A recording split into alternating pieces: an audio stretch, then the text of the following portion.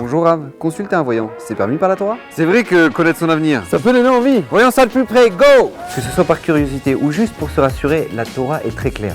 Consulter un médium ou un sorcier, c'est interdit. Premièrement, le Rambam nous enseigne que nous avons interdiction de croire en ces pratiques non juives. Car ils ont recours à des forces négatives et impures qui se rapprochent de l'idolâtrie.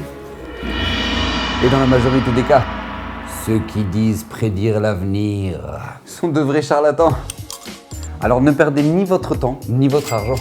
Deuxièmement, même si un vrai voyant pouvait dévoiler votre futur, ses prédictions n'auraient aucune signification.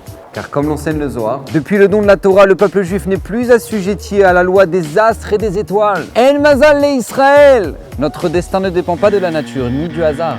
Il évolue grâce à nos actions, nos prières, l'étude de la Torah et la pratique des commandements.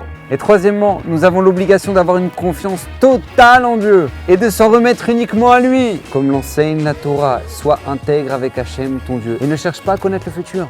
Il est le seul à pouvoir annuler un mauvais présage ou modifier un décret. On le voit bien, Dieu a donné un fils à Abraham et Sarah, alors que selon les lois de la nature, il ne pouvait pas avoir d'enfant.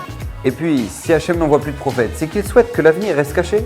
Mais alors, à qui s'adresser lorsqu'on rencontre une difficulté ou qu'on a besoin de conseils pour faire des bons choix? Eh bien, profitez de la grandeur de nos maîtres pour vous guider.